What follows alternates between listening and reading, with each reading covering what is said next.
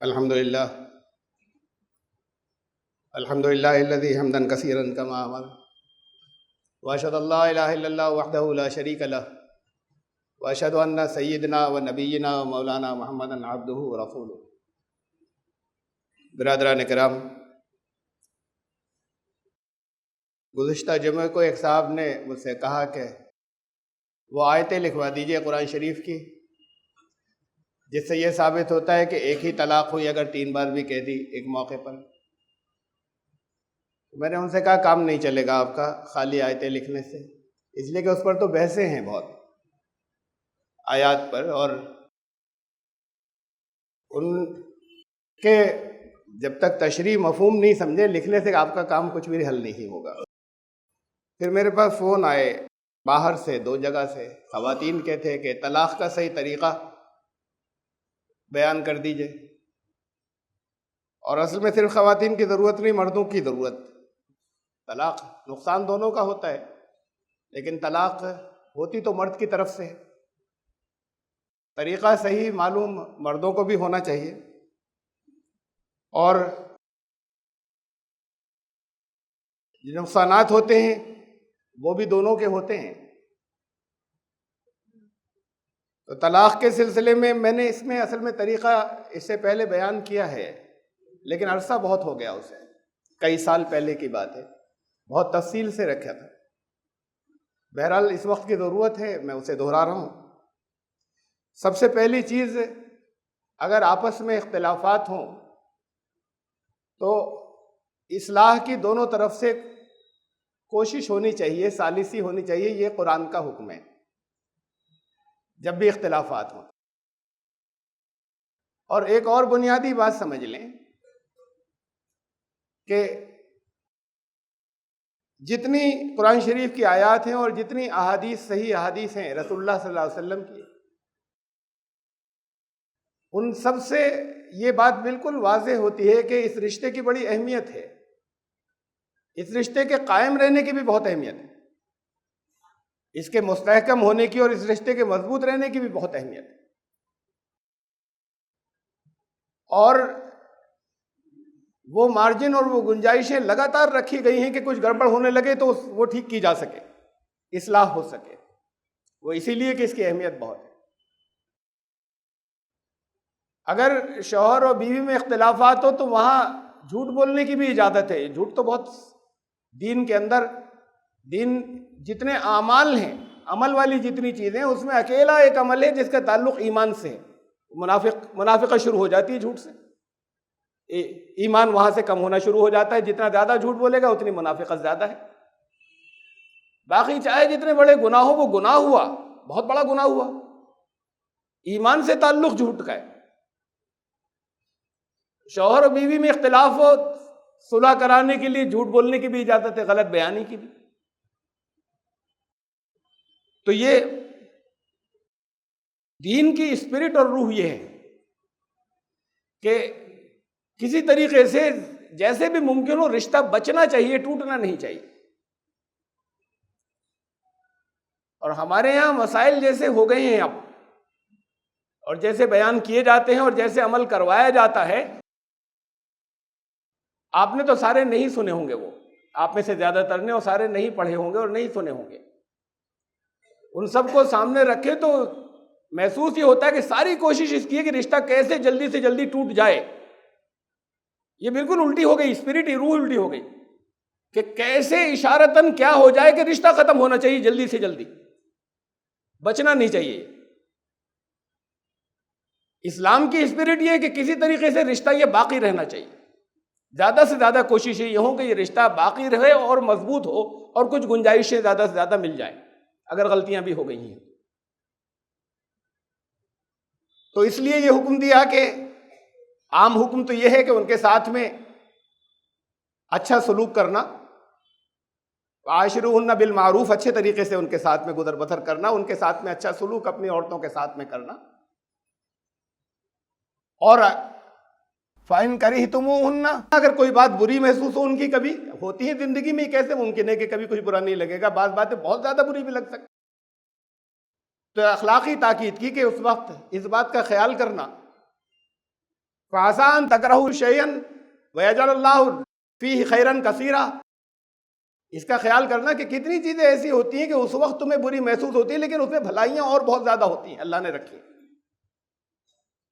تو یہ تو سب بار بار کی تاکیدیں ہیں، لیکن پھر بھی اگر آپس میں ٹینشن ہو اور تناؤ ہو تو پہلا حکم اس سلسلے میں یہ ہے کہ پہلے دونوں طرف کے لوگ اکٹھے ہوں اور کوششیں کریں اصلاح کی، اچانک کچھ نہیں ہو۔ یہ قرآن کا حکم ہے کہ جب اگر ان کے اندر تمہیں یہ خوف ہو کہ ان کے درمیان میں اب یہ تنازع ہو رہا ہے تو ایک عادل گواہ مرد کی طرف سے، ایک عادل گواہ عورت کی طرف سے، کم از کم ایک، یہ اکٹھے ہوں اور بات چیت کریں اور مسئلے کو سلجھانے کی کوشش کریں، یہ حکم ہے۔ وَإِنْ خِفْتُمْ شِقَاقَ بَيْنِهِمَا، اگر تمہیں یہ ڈر ہے کہ ان کے درمیان میں اب اختلاف ہوگا، فَبْعَثُوا حَكَمًا مِّنْ أَهْلِهِ وَحَكَمًا مِّنْ أَهْلِهَا، دونوں طرف سے پھر حکم مقرر کرو، ثالث مقرر کرو۔ یریدا اصلاحاً، اگر ان کا ارادہ ہوگا، نیت ہوگی، اگر خالی یہی نہیں ہوگا، طے کر لیا ہوگا کہ رشتہ نہیں بچے تو پھر نہیں ہونا چاہیے، اس لیے کہ زندگی نہیں گزرے گی۔ لیکن ان کوششوں کے اندر اگر ان کی نیت ٹھیک ہوگی، کچھ خرابیاں تھیں، کچھ شکایتیں تھیں، لیکن اصل نیت اگر ذرا بھی اصلاح کی ہوگی تو اللہ نے فرمایا یوفق اللہ بینہما، تو اللہ پھر ان کے درمیان میں صورت نکال دے گا، توفیق دے گا اس کی کہ ان کے درمیان میں میل ہو جائے، اگر نیت ٹھیک تھی ان کی۔ تو پہلا حکم تو اس سلسلے میں یہ ہے۔ اچانک ایسا نہیں کہ کسی وقت کوئی بات ایک بری لگ گئی، غصہ آ گیا اور طلاق ہو گئی۔ مستقل کوئی وجہ ہونی چاہیے جس میں لوگ اکٹھے ہوں دونوں طرف سے، تو یہ باقاعدہ قرآن کا حکم۔ یہ پہلی چیز۔ نمبر 2،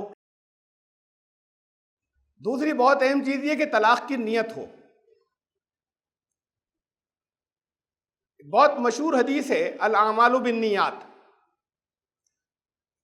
عمل نیت کے مطابق مانے جاتے ہیں، عمل کا دار و مدار نیت پر ہے۔ اور بہت قرآن شریف کی آیات ہیں اس حدیث سے کے مضمون سے کی مطابقت کی، اور بہت سی اور حدیث ہیں، بہت ہیں۔ بلکہ حدیث کے جو عالم ہیں، محدثین بہت سے، ان میں محققین، ان میں سے بڑی تعداد کا تو یہ کہنا ہے کہ جتنی حدیثیں ہیں ان میں صرف یہی ایک ایسی حدیث ہے جس کے بارے میں 100% یقین ہے کہ الفاظ بھی وہی ہیں جو رسول اللہ صلی اللہ علیہ وسلم کی زبان سے نکلے تھے۔ باقی اور احادیث میں یہ ممکن ہے کہ کوئی لفظ بدل گیا ہو، مفہوم وہی ہے، لیکن یہ اس کے بارے میں صرف اکیلی حدیث ہے جس کے بارے میں یہ فائنل ہے کہ یہی الفاظ رسول اللہ صلی اللہ علیہ وسلم نے بولے تھے۔ یہ اس درجے کی حدیث ہے۔ حضرت امام شافعی نے فرمایا اس حدیث کے بارے میں کہ علم کا 1/3 اس حدیث کے اندر آ گیا، اور فرمایا کہ فقہ کے 70 باب 70 چیپٹرز جو ہیں وہ اس کے اندر اس حدیث کا استعمال ہے اور اس حدیث کے مطابق فیصلے ہیں اس میں۔ حضرت امام احمد بن حنبل یہ سب فقہا ہیں۔ حضرت امام احمد بن حنبل نے فرمایا کہ اسلام کی بنیاد 3 حدیثوں پر ہے۔ اسلام کی بنیاد ان میں سے ایک یہ ہے، پہلی، میں 2 کا ذکر نہیں کر رہا یہاں، ان میں سے پہلا نام انہوں نے لیا کہ پہلی یہ ہے کہ عمل جو ہیں وہ نیت کے مطابق مانے جائیں گے، الاعمال بالنیات۔ تو پھر یہ بڑی ضروری بات ہے کہ نیت ہو۔ اب ہمارے ہاں تو یہ بھی مسئلہ ہے کہ اگر مذاق میں منہ سے نکل گیا طلاق ہو گئی، مذاق میں منہ سے نکاح نکل گیا تو نکاح ہو گیا، مذاق میں منہ سے طلاق نکل گئی تو طلاق ہو گئی۔ ہمارے تو یہ بھی مسئلہ ہے۔ یہ تو مذاق میں خالی نکل جانا ہے، جہاں سے طلاق کا قرآن شریف میں احکامات شروع ہوئے سورہ بقرہ میں، جس جگہ سے، اس سے 2 آیتیں پہلے، آیت نمبر 228 سے شروع ہوئے، آیت 225 کے اندر 2 آیتیں پہلے یہ کہا گیا لا یؤاخذکم اللہ باللغو فی ایمانکم، فضول قسمیں تمہاری زبان سے جو نکل جاتی ہیں اللہ ان کی پکڑ نہیں کرے گا، ولاکن یؤاخذکم بما کسبت قلوبکم، پکڑ ان کی ہوگی جو تم نے ارادے کے ساتھ میں قسمیں کھا لی، ان کا حساب لیا جائے گا۔ اس قسم کو نہیں توڑ سکتے، توڑیں تو کفارہ دینا ہوگا۔ اگر اللہ کے ہاں پکڑ ان کی نہیں ہوگی جو بغیر ارادے کے منہ سے، کچھ لوگوں کی عادت ہوگی نکل گئی منہ سے، نہیں ہونا چاہیے، بری بات ہے، یہ سب اپنی جگہ پر، لیکن ان قسموں کا حساب نہیں لیا جائے گا۔ اس کے بعد طلاق کی بات شروع ہوئی ہے۔ آیت 225 میں یہ، پھر 227 ایک آیت چھوڑ کر کہ وَإِنْ عَزَمُوا الطَّلَاقَ، اب تم نے طلاق کا پکا ارادہ کر لیا، فَإِنَّ اللَّهَ سَمِيعٌ عَلِيمٌ، تو پھر بہرحال اللہ سننے اور جاننے والا ہے۔ یعنی الفاظ اس کے بعد پھر اب طلاق کے سلسلے کے احکامات بہت دور تک گئے کہ پکا ارادہ ہو، تم نے عزم کر لیا۔ قسمیں کسی نے کھا لی، اور قسم حدیث میں آتا ہے کہ اللہ کی قسم کے علاوہ کسی کی قسم جائز نہیں ہے، باقی محمل ہے، نہ رسول اللہ کی قسم، نہ قرآن پاک کی قسم، نہ بچے کی قسم، نہ تمہارے سر کی قسم۔ تو پھر جب قرآن کہہ رہا ہے کہ قسموں کا حساب نہیں لیا جائے گا، یعنی اللہ کی قسم غلط کھا لی، عادت ہے غلط کہہ دی کوئی بات، عادتاً نکل گئی منہ سے، کسی اور وجہ سے مذاق میں بغیر ارادے کے کہہ دیا، ارادہ نہیں تھا، تو وہ قسمیں قرآن نے کہا لغو ہے، بیکار ہے، یوز لیس، اور اللہ کے یہاں بھی حساب نہیں ہوگا، نہیں کرنا چاہیے، اس کی تاکید آئی ہے، بری بات ہے۔ تو پھر اس کے بعد اب طلاق کا ارادہ نہیں تھا، زبان سے نکل گیا کسی غصے میں، کسی وقت، غصے کے وقت بھی بہت غصہ آیا تھا، طلاق کی نیت نہیں تھی، اس غصے کی شدت میں زبان سے نکل گیا۔ ہمارے بعض فقہا تو یہ کہتے ہیں کہ اتنے بے ہوش ہو گئے ہو کہ پتہ ہی نہیں چلا ہو کہ ہم نے طلاق دی تھی، یہ نہیں،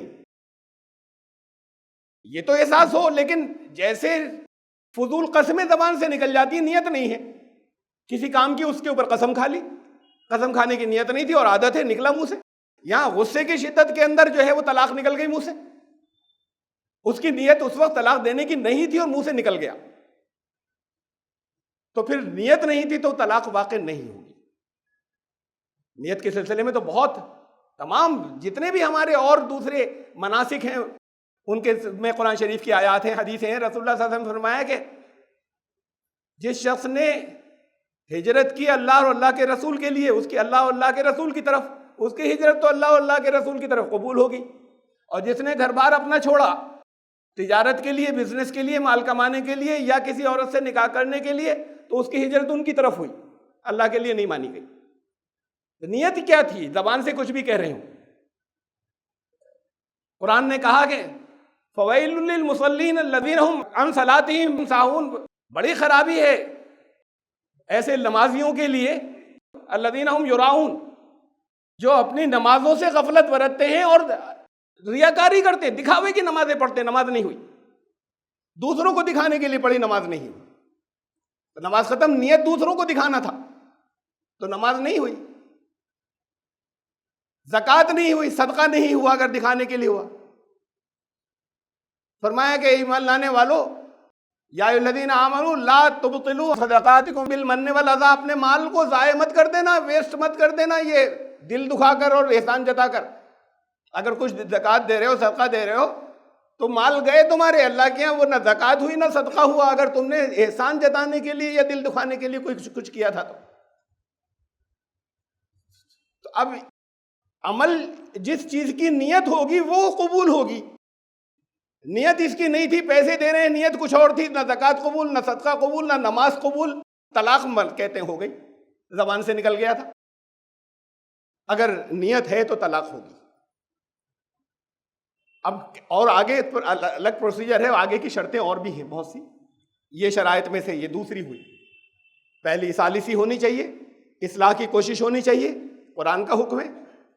اس کے بعد یہ ہے کہ پھر نیت ہونی چاہیے، ایک عزم ارادہ کہ ہماری زندگی نہیں گزر سکتی تو بھئی جنت بنانے کے لیے تھا، سکون کے لیے تھا تو علیحدگی ہو جائے، اگر گزرنا ممکن نہیں ہے تو۔ پھر تیسری شرط، پاکی کی حالت میں طلاق ہوگی عورت کے، ان کی ناپاکی کے دنوں میں طلاق نہیں ہوگی۔ رسول اللہ صلی اللہ علیہ وسلم کے پاس کیس آیا، حضرت عمر نے بتایا اپنے صاحبزادے کا، حضرت عبداللہ بن عمر نے اپنی اہلیہ کو طلاق دے دی ان کی ناپاکی کے دنوں میں۔ نبی صلی اللہ علیہ وسلم نے بڑی ناراضگی کا اظہار فرمایا اور فرمایا کہ ان سے کہنا رجوع کریں، اور رجوع کرنے کے بعد پھر جب وہ پاک ہو جائے تو انتظار کریں، ابھی اس درمیان پاک ہو جائیں تو انتظار کریں یہاں تک کہ پھر دوبارہ ناپاکی کے دن آئیں، پھر پاک ہو جائیں، اس کے بعد اگر ارادہ ہو تو طلاق دیں، اس بیچ میں ہم بستری نہیں کی ہو اس سے پہلے۔ اب یہ کتنا عرصہ ہو گیا؟ پہلے تو انہوں نے کہا کہ ابھی رجوع کر لیں، پھر ناپاکی کے دن آنے کے بعد پاک ہو جائے پھر انتظار کریں، پھر ناپاکی کے بعد پھر جب پاکی کے دن آئے تو اس میں طلاق دیں ہم بستر ہونے سے پہلے۔ ہمارے یہاں بہت سے اہل علم کا، بڑی تعداد میں، اچھی خاصی تعداد ہے ان کے اہل علم کا مسلک یہ ہے کہ پہلی بات تو یہ کہ ناپاکی کے دن نہیں ہو، دوسری بات یہ کہ پاکی کے وہ دن ہو جس میں ہم بستری نہیں ہوئی ہو، ورنہ طلاق نہیں۔ اب یہاں پر نہیں دینی چاہیے یہ بات تو سب جگہ طے ہے، پھر ایک یہ آ جاتی ہے بات، گروپ الگ الگ بٹ جاتے ہیں، یہاں سے ایک بڑی تعداد کہتی ہے کرنا نہیں چاہیے تھا، طلاق تو ہو گئی، اور پھر بڑی تعداد میں علماء وہ کہتے ہیں کہ نہیں ہوئی، یہ طلاق باطل ہے، یہ طلاق ہی نہیں ہوئی۔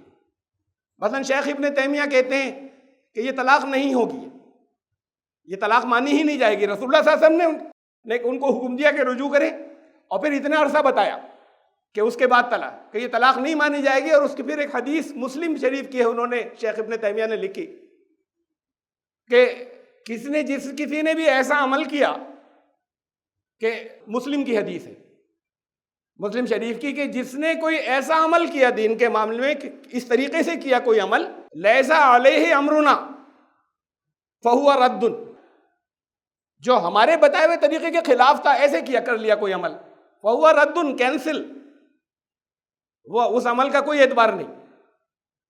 تو اس حدیث کا حوالہ دے کر شیخ ابن تیمیہ نے کہا ہے کہ جب رسول اللہ صلی اللہ علیہ وسلم نے یہ فرمایا حضرت، تو یہ فرمایا، اور پھر اس کے بعد ایک بات اور پڑھی ہے، ہمیں کہا کہ رجوع کریں، ایک طہور کا پیریڈ، ایک پاکی کا پیریڈ پورا نکل جائے، پھر ناپاکی ہو، پھر اس کے بعد جب پاک ہو تو ان سے تعلق پیدا کرنے سے پہلے تب ارادہ ہو تو طلاق دیں۔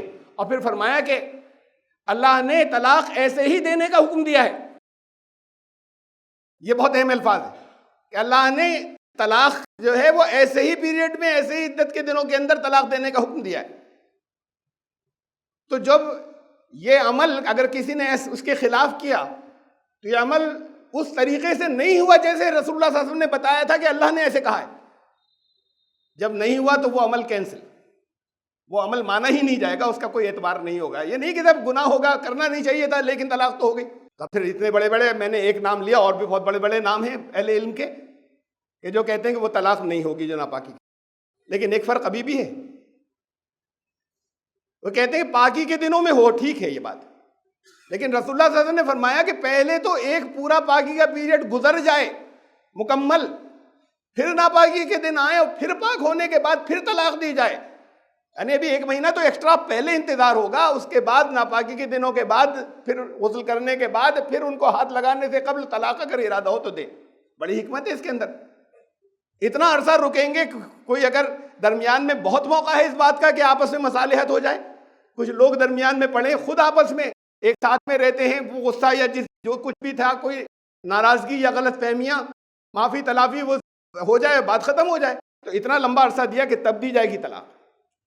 تو پھر طلاق تب ہوگی جب پہلے تو 1 مہینہ پورا پاکی کا نکل جائے، اگر طلاق دینے کا ارادہ ہو نہیں دے، اس کے اندر درمیان میں تعلق نہیں قائم کرے، پھر اگلا جب پاکی کا وقفہ آئے اس میں ہاتھ لگانے سے قبل طلاق دے۔ حدیث کے الفاظ تو ایسے ہیں، جس کی بنیاد پر یہ ہوتا ہے کہ اس میں بھی ابھی 1 مہینہ اور پڑ رہا ہے، اور اگر یہ طریقہ جب بتا دیا انہوں نے اور کہا کہ اللہ نے یہی طریقہ بتایا ہے طلاق ایسے دی جائے، تو پھر اس کے اگر خلاف ہوا تو پھر وہ قابل تسلیم نہیں ہے، وہ عمل کینسل، وہ عمل ٹھیک ہوا ہی نہیں، رد ہو گیا۔ یہ نہیں گناہ ہونا یا غلط کرنا یہ تو اپنی جگہ پر ہے، لیکن وہ عمل ہی نہیں مانا جائے، فَهُوَ رَدٌ، وہ عمل کینسل۔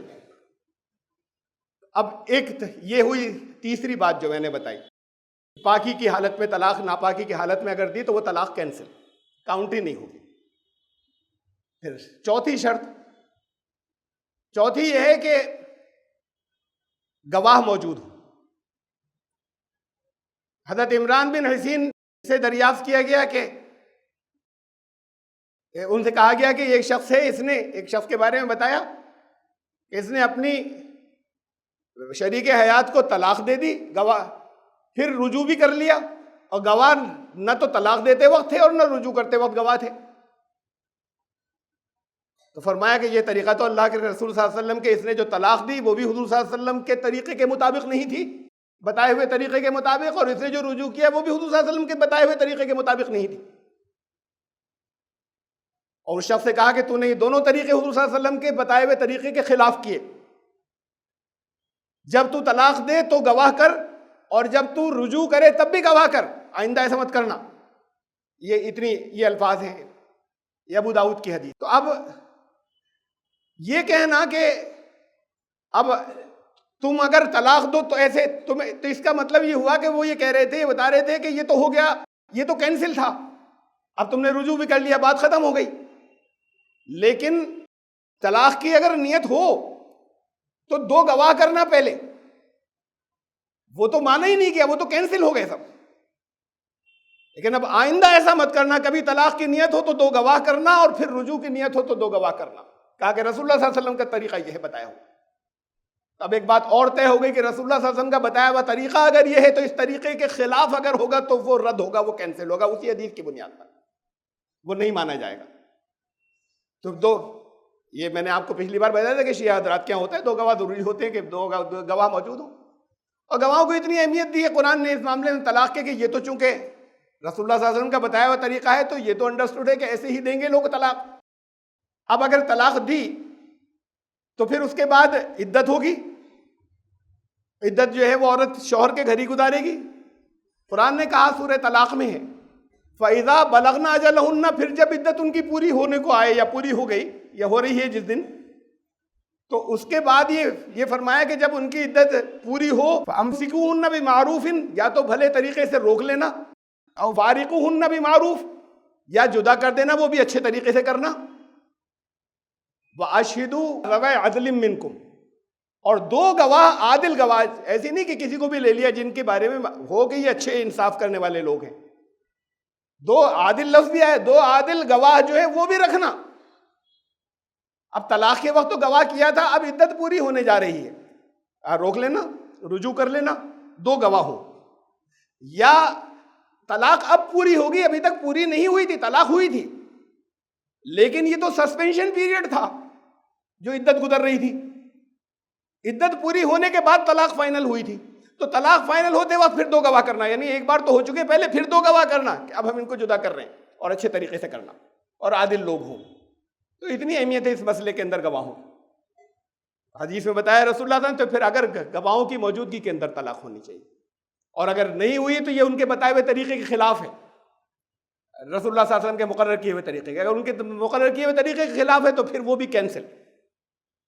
ہمارے یہاں سارے مسائل ایسے ہیں کہ جہاں جو بیان کیے جاتے ہیں یا سمجھے جاتے ہیں وہ ایسے ہی ہیں کہ کرنا تو ایسے ہی چاہیے تھا، نہیں کیا طلاق تو پھر بھی ہوگی. اس لیے کہ طلاق تو میں نے آپ کو بتایا نا یہاں تک پہنچ گئی، کسی نے مذاق میں اگر کہہ دیا تھا تب بھی انہوں نے کہا طلاق تو ہو جائے گی، مذاق میں کہہ دیا تھا. اگر بری بات ہے، نہیں کہنا چاہیے لیکن نیت نہیں تھی. تو طلاق تو بس کسی بھی طریقے سے مارجن نکلنا چاہیے کہ رشتہ ٹوٹے اور وہ نافذ ہو جائے. مسائل سب اس جگہ پر آ گئے زیادہ تر. یہ میں نے یہ 4 شرطیں بتائیں آپ. اب آ رہا ہے پھر اس کے بعد کہ کسی نے سوچ سمجھ کر بہوش و حواس ثالثی کی کارروائی بھی ہو چکی ہے لیکن زندگی ساتھ میں گزارنا ممکن نہیں ہے، جو بھی وجوہات ہوں. اب گواہوں کو بلانے کے بعد پاکی کے دنوں کے اندر طلاق دی. اب قرآن کہتا ہے الطلاق مرتان، طلاق 2 بار کی ہے، ایسی طلاق کہ جس سے واپسی ہو سکے، اس لیے کہ آگے کہا فَإِمْسَاكٌ بِمَعْرُوفٍ، یا تو پھر اس کے بعد انہیں روک لینا، اور تَصْرِيحٌ بِإِحْسَان، یا ان کو چھوڑ دینا احسان کے ساتھ، حسین طریقے سے جس کے اندر حسن و چھوڑنا بھی، جدا بھی کرنا تو ایسے کرنا، یا ان کو روکنا وہ بھی اچھے بھلے طریقے سے. ان کو یا تو روک لو جب ہو گئے، 2 بار کی طلاق ہے اس کے بعد. اب یہ ایک بات تو طے ہوگی کہ 2 بار کی طلاق کے بعد روکا جا سکتا ہے، 3 کے بعد نہیں روکا جا سکتا. اب اس پر اختلاف ہے اس آیت کے اوپر. دو الگ الگ گروپ ہیں. ایک گروپ یہ کہتا ہے کہ یہ 2 بار کی طلاق اگر ایک ہی موقع پر 2 بار کہہ دی تو یہ ہو گئی، ایک ہی موقع پہ 3 بار کہہ دی تو واپسی نہیں ہوگی. یہ تو ٹھیک ہے اگر 2 بار کہی تھی واپسی ہو جائے گی، 3 بار زبان سے نہیں کہا تھا تو واپسی اب نہیں ہوگی، طلاق مغلظہ ہو گئی. ایک دوسرا گروپ کہتا ہے کہ چاہے جتنی بار کہہ دیا ہو، 2 بار کی طلاق کا مطلب مرتان کا مطلب 2 الگ الگ موقعوں پہ، یہ کیسے طے ہو؟ بڑی بحثیں ہیں اس کے اوپر. اسی لیے وہ جیسے انہوں نے کہا تھا کہ آیت نوٹ کرا دی، میں نے کہا آیت نوٹ کرانے سے کام نہیں چلے گا، دونوں اس آیت کو کے بارے میں کہتے ہیں کہ نہیں ہمارے موقف کے مطابق ہے۔ الطلاق مرتان، لفظ آیا مرتان، 2 بار۔ آپ سے کوئی پانی مانگے اور آپ نے پانی رکھا، ایک گلاس رکھا وہاں پر، جگ رکھ دیا، اس نے 2 بار گلاس بھر بھر کے پی لیے، 2 گلاس بھر بھر کے پی لیے۔ جب جانے لگے آدھے گھنٹے کے بعد تو کیا آپ یہ کہیں گے اس نے 2 بار پانی پیا؟ اس نے 2 گلاس پانی پیا، 2 بار نہیں پیا۔ 2 بار کا یہ مطلب ہی نہیں، 2 بار نہیں پیا۔ ڈاکٹر نے دوا آپ کو تجویز کی، پریسکرائب کی، دن میں 2 بار لینی ہے۔ اب آپ نے ایک ہی وقت میں ڈبل ڈوز لے لی، کہا 2 بار لے لی تھی، تو 2 بار نہیں ہوئی ہے، ایک ہی بار لی تھی، ڈبل ڈوز لے لی تھی۔ وہ ڈبل ڈوز فائدہ کرے گی یا نقصان نہیں کرے گی، کرے گی یہ الگ میٹر ہے، ڈاکٹر بتائے گا کہ زیادہ لے لی نقصان تو نہیں کرے گی، لیکن دن میں 2 بار نہیں ہوئی ہے۔ جب اگر آپ نے وہ ڈبل ڈوز لے لی کہ ایک بار لیا آپ نے، کہا ہو گئی 2 بار دن میں، اور فوراً آپ نے دوسری لے لی، وہ 2 بار نہیں ہوئی، وہ ڈبل ڈوز ہوئی، 2 بار نہیں ہوئی۔ زبان کے اندر، زبان کے استعمال کے اندر اسے 2 بار کہتے ہی نہیں ہیں۔ میں سینکڑوں مثالیں دے دوں اس کی، ہم آپ کی روزمرہ کی زندگی کی، لیکن اسے بھی جاننے دیجیے قرآن کی مثال۔ اس لفظ کو قرآن نے جگہ جگہ استعمال کیا، مرتان بھی کہتے ہیں، مرتین بھی عربی کے اندر۔ قرآن نے کہا کہ ہم نے بنی اسرائیل کے لیے یہ فائنل کر دیا، وَقَضَيْنَا إِلَىٰ بَنِي إِسْرَائِيلَ فِي الْكِتَابِ، ہم نے ان کے جو کتاب ان کی طرف آئی تھی اس کے اندر یہ بات لکھتی تھی، طے کرتی تھی، لَتُفْسِدُنَّ فِي الْأَرْضِ مَرَّتَيْنِ، کہ تم زمین میں 2 مرتبہ تو فساد کرو گے۔ اب مثلاً فرض کریے کہیں فساد ہو جاتا ہے، یہاں ہوتے رہتے ہیں طرح طرح کے فسادات۔ فساد ہوا، 3 دن بڑی، 4 دن بڑی آپس میں لوٹ مار ہوئی، یہ چاہے آپس میں دونوں طرف سے ہوئی چاہے ایک طرف سے ہوئی، 4 دن لوٹ مار ہوئی، جلائے گئے، لوگ مرے۔ اس کے بعد کرفیو لگا ہوا ہے، اب 1 دن ذرا ٹھنڈا گیا، کوئی حادثہ واقعہ نہیں ہوا، اگلے دن سے پھر شروع ہو گیا، 15 دن چلا، یہ ٹوٹل 20 دن ہو گئے شروع سے۔ تو کیا خبروں میں کیا آئے گا؟ 20 دن فساد جاری رہا۔ یہ نہیں ہوگا کہ وہ 2 بار فساد ہوا تھا، یہ فساد 20 دن جاری رہا، 1 دن اگر کوئی واقعہ نہیں ہوا درمیان میں اور پھر فوراً اس کے بعد پھر شروع ہو گیا، تو یہ ایک بار کا ہے۔ قرآن نے کہا بنی اسرائیل سے کہ تمہارے لیے تو ہم نے اللہ کے کلام کے اندر یہ لکھا ہوا ہے، آگے کے بارے میں اللہ نے فرمایا کہ ہم جانتے ہیں تاریخ اس بات مستقبل کے حال کو بھی، کہ تم زمین میں لازماً 2 مرتبہ فساد کرو گے۔ ایک مرتبہ حضرت داؤد علیہ السلام کی زبان سے یہ بات آئی، ایک مرتبہ حضرت عیسیٰ علیہ السلام کی زبان سے یہ بات آئی، اور وہ ان دونوں واقعات کے اندر 2000 سال سے زیادہ، تقریباً 2500 سال کا وقفہ ہے ان 2 بڑے فسادوں کے بیچ میں۔ جو کہا تم 2 بڑے فساد، 2 مرتبہ زمین میں زیادہ بڑے فساد کرو گے، مرتين، ایسا نہیں تھا کہ ایک فساد انہوں نے کیا اور 2 دن بعد پھر اگلا فساد کر دیا، ان کا 2 بار ہو گیا۔ ان دونوں کے درمیان میں 2500 سال، 2000 سال سے زیادہ کا وقفہ ہے۔ قرآن نے اس لفظ کو اس کے لیے استعمال کیا ہے۔ قرآن میں دوسری جگہوں پہ، اور جگہوں پہ بھی اسی کے لیے کہ تمہارے پاس یہ فرمایا کہ یفتنون فی کل عام مرتن او مرتین، تو دیکھتے نہیں کہ سال میں 1 مرتبہ یا سال میں 2 مرتبہ تو آزمائشیں طرح طرح کی بڑی آتی ہی ہیں، یہ نہیں دیکھتے کیا؟ سال مرتن 1 بار، مرتین 2 بار، تو 2 بار کا یہ مطلب نہیں ہے کہ کوئی آزمائش اس کے ساتھ میں کسی کو وائرل ہوا، وائرل فیور ہو گیا، ابھی پورے طریقے سے نپٹے نہیں تھے، ٹائیفائیڈ ہو گیا، انفیکشن دوسرا ہو گیا، ایک ریزسٹنگ پاور کم ہو گئی تھی، تو یہ کہ بیماری کا سلسلہ بڑا لمبا ہو گیا، 2 بیماریاں ہوئی تلے اوپر۔ یہ 2 بار بیمار نہیں ہوا، یہ 2 بار بیماری تو یہ ہوتی کہ ہوئی پھر کبھی اور ہوئی، جب سال میں 2 بار بیمار ہوا۔ تو قرآن نے جو مرتین کا لفظ استعمال کیا کہ 2 مرتبہ تو کم از کم آزمائشوں سے گزرو گے، یا کم از کم 1 مرتبہ گزرو گے، یہ دیکھتے نہیں لوگ، یہ تو آزمائشیں آتی ہی ہیں۔ 1 بار یا 2 بار، تو 2 بار کا مطلب 2 الگ الگ موقعوں پہ، تو خود قرآن کا استعمال ایسے ہی ہے۔ یہ لفظ بولا ہی نہیں جاتا کہ ایک موقع کے اوپر 2 کام کر لینے کے لیے بولا ہی نہیں جاتا، تو آپ کی روزمرہ کی زبان کے استعمال کے خلاف ہے، اور خود قرآن نے جو استعمال کیا ہے مختلف موقعوں پہ اس کے بھی خلاف ہے۔ اس کے یہ معنی لے لینا کہ ایک موقع کی 2 جو ہے وہ مرتان ہو گئی، نہیں ہوئی، یہ 2 الگ الگ موقعوں کے ہوئے۔ وہ زبان سے 2 بار کہنا تو ہوا، وہ 2 موقعوں کی طلاقیں 2 بار کی طلاقیں نہیں ہوئی. تو اب یہ تو اصل میں قرآن سے ہی ثابت ہے آخری طور پر. اب اس کے بعد بہت سی حدیث ہیں، ان حدیثوں پہ بڑے اختلاف ہیں آپس میں چند یہاں پر رکھ دوں، ایک طرف کی رکھ دوں گا، موقع نہیں ہے کہ وہ بھی رکھوں، اس کا موقع نہیں کہ میں یہ بتاؤں کہ وہ حدیثیں کیوں، ان میں کیا کمی ہے. ہوتا یہ ہے کہ یہ اس گروپ کے لوگ ان حدیثوں میں کچھ کمیاں نکالتے ہیں، اس گروپ کے اس میں کچھ کمیاں نکالتے ہیں، اس سب نہ بحثوں کا موقع ہے نہ وہ بحثیں آج تک طے ہو سکتی. جب نہیں ہو سکی طے اور دو طرف کی حدیثیں لوگ لا رہے ہیں مثلا، تو اس کے اندر ان دونوں میں سے آپ کس کو مانیں گے، جو قرآن کے مطابق ہے یا جو قرآن کے خلاف ہے؟ پہلے تو لفظ مرتان خود دیکھ لیجئے، وہ خود قرآن سے دیکھ لیجئے، اپنی روزمرہ کی بول چال سے دیکھ لیجئے. اس کا یہ مفہوم نہیں لیا جا سکتا کہ زبان سے 2 بار کہہ دیا. اس کو 2 موقعوں کو ہی مرتان کہتے ہیں، 2 الگ الگ موقعوں پہ. اس زبان میں کہتے ہی نہیں ہیں ایک وقت میں دو بار اس جملے کو ادا کر دینے کو.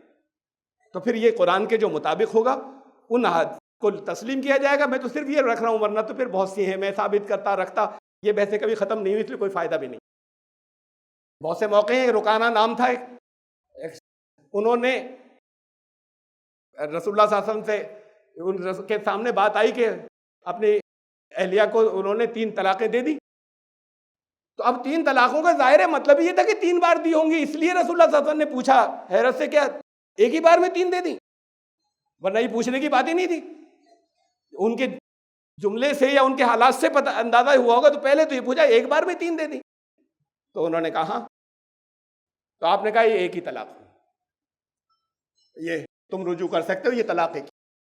پھر بہت سے واقعات ہیں جس میں سب سے اہم یہ ہے کہ حضرت عبداللہ ابن عباس رضی اللہ تعالیٰ عنہ کی سے روایت ہے کہ انہوں نے بتایا کہ ہم دور نبی صلی اللہ علیہ وسلم میں، حضرت ابوبکر کے دور میں، حضرت عمر کے شروع کے 2 سال میں 3 طلاقیں ایک شمار کی جاتی تھی. اور اس کے بعد حضرت عمر نے یہ کہا کہ اب لوگ اس معاملے میں بہت عجلت پسند ہو گئے ہیں اور جلدی کرنے لگے ہیں کہ کسی طریقے سے ہو ہی جائے فائنل. تو میرا دل چاہتا ہے کہ کاش میں ان کے اوپر اسی فیصلے کو امپلیمنٹ کر دوں، نافذ کر دوں. اور پھر انہوں نے کر دیا. اسے کہتے ہیں تعزیر. حکومت وقت اگر بہت برائی کوئی پھیلی ہو تو کوئی قانون بنا سکتی.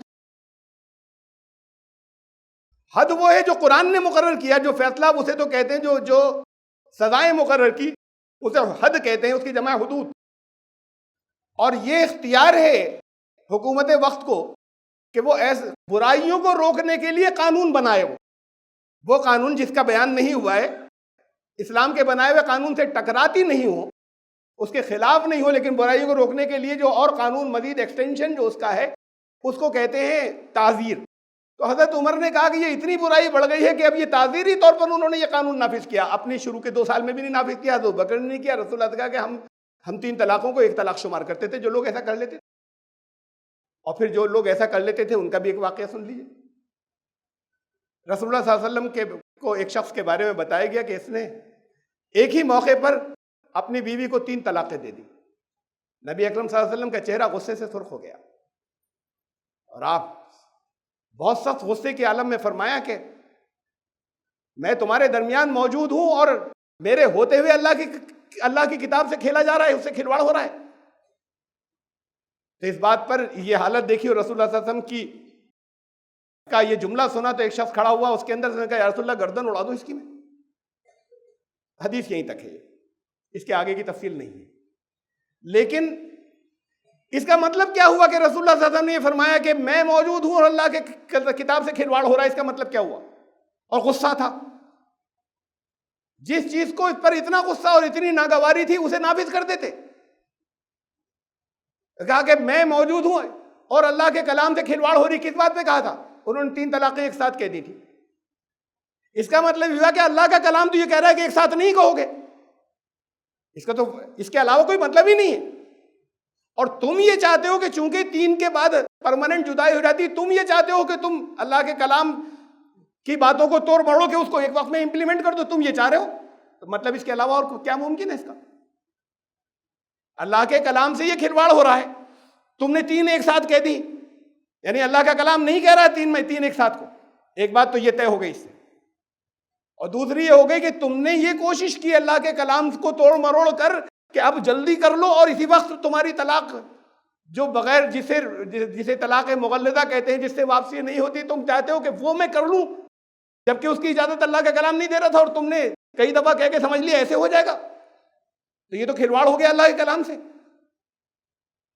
تو یہ ایک بہت واضح ایک واقعہ ہے جو اس کے سلسلے میں موجود ہے۔ پھر وہ طلاق 3 مرتبہ کوئی اگر الگ الگ، وہ گناہ ہے۔ پھر ایک اور یہ واقعہ جو دونوں گروپ تسلیم کرتے ہیں، میں نے دونوں کی کتابوں میں پڑھا ہے، میں اس کا اوریجنل کا حوالہ نہیں دے رہا مصنف عبد الرزاق کی مسند کا، بلکہ دونوں گروپوں کی کتابوں میں نے اس واقعے کو پڑھا ہے، اور بڑے مستند بڑے علماء کی کتابوں کی میں بات کر رہا ہوں، عام لوگوں کی نہیں، کہ جو ایک وقت کی 3 طلاقوں کو کہتے ہیں ہو گئی ہے طلاق مغلظہ، 3 مانی جائیں گی، انہوں نے بھی نقل کیا ہے، اس واقعے کو لکھا ہے کہ حضرت عمر نے قانون یہ بھی بنایا کہ جو ایک ساتھ 3 طلاقیں دیتا تھا اس کو کوڑے لگواتے تھے، اور پھر یہ جو تعزیری تھا کہ ٹھیک ہے، چونکہ ہوتا تو یہی ہے نا، میں نے آپ کو بتایا تھا پچھلی بار، یہاں بھی یہ ہوتا ہے کہ میرے پاس بہت لوگ آتے ہیں، اب وہ جگہ جگہ سے جب انہوں نے اور باتیں سن لی، غصے میں طلاق دے دی تھی جلد بازی میں، تو مرد آتے ہیں، وہ کہتے ہیں ہو گئی غلطی تھا، اب کچھ بتائیے کیا کریں، کوئی راستہ نکالیے۔ مرد پچھتاتے ہیں، اس کی بات تو الگ ہے، غصے میں دے دیتے ہیں، تو بڑی تعداد وہ ہے کہ جن کی نیت نہیں، یا یہ کہ نیت سیدھی ہوگی، جو نہیں کرنا چاہتے تھے وقتی انہوں نے کر دیا اور بات کو وہ پچھتا رہے ہیں۔ پھر اسلام نے ان ساری چیزوں کا مارجن رکھا ہے۔ حضرت عمر نے جب یہ بہت لوگوں نے کرنا شروع کر دیا، اللہ کے کلام سے، اللہ کی کتاب سے کھلواڑ، جب یہ بہت لوگوں نے شروع کر دیا تو حضرت عمر نے سزا کے طور پر تعزیری قانون کہتے ہیں یہ نافذ کر دیا، اب دوبارہ جڑنے نہیں دیں گے، پرماننٹ طلاق۔ یہ اپنی خلافت کے 2 سال کے بعد، یہ تعزیری قانون تھا، یہ حد نہیں تھی، یہ اللہ کا دیا ہوا حکم نہیں تھا، بلکہ ایکسٹرا لوگوں کے لیے سزا تھی، لیکن یہ سزا مرد کے لیے بھی ہوئی، کہا کہ اب دوبارہ نہیں جوڑنے دیں گے تم نے اگر ایسا کیا، اور یہ تو ہے الگ، کوڑے کھاتے جاؤ ساتھ میں، تو کوڑوں کی سزا رکھی گئی۔ یہ دونوں گروپوں نے مانا اس واقعے کو کہ کوڑوں کی سزا انہوں نے مقرر کی تھی ساتھ میں، تو پھر جو طلاق دے دے وہ اتنا بڑا جرم ہے کہ حضرت عمر نے اس کے لیے کوڑوں کی سزا رکھی، جو ایک بار میں 3 طلاق، وہ ہوئی تو ایک طلاق۔ حضرت عبداللہ ابن عباس نے کہا کہ ایسے ہی شمار کرتے تھے حضور صلی اللہ علیہ وسلم کے دور میں، حضرت عمر کے دور میں، اور حضرت عمر کے سے پہلے کے دور میں، اور پھر واقعات میں نے اور بھی ایک آدھ آپ کو بتایا۔ اصل بات تو یہ ہے کہ قرآن کے الفاظ سے آپ کو بتایا، ان حدیثوں پر تو بہت بحث ہے، اس پہ اختلاف نہیں ہے، یہ کوڑے والی بات پر کہ حضرت عمر کوڑے لگواتے تھے، سزا قابل سزا جرم ہے، اس لیے کہ ایسا جرم ہے جس میں نبی اکرم صلی اللہ علیہ وسلم کا چہرہ غصے سے سرخ ہو گیا تھا، ایک شخص نے کہا گردن اڑا دیتا ہوں اس کی، اتنی ناراضگی کچھ آپ کے چہرے انور کے اوپر دیکھ۔ میں نے کچھ باتیں آپ کے سامنے رکھی، میں پورا کروں گا تو وقت اور آگے بڑھ جائے گا کافی، اس کا ہے بہت اہم باتیں کچھ اور ہیں، ابھی تھی پروسیجر تو پورا نہیں ہوا، یہ پروسیجر تو اب درمیان میں ہے طلاق کا، اس کے بعد یہ جو پورا پروسیجر ہے اور آگے 2 کا اور 3 کا، تو انشاءاللہ زندگی رہی آئیں اور وقت ملا اور موقع ملا تو پھر انشاءاللہ آئیں۔ بارک اللہ لنا و لکم فی القرآن العظیم، انہ تعالی جواد کریم ملک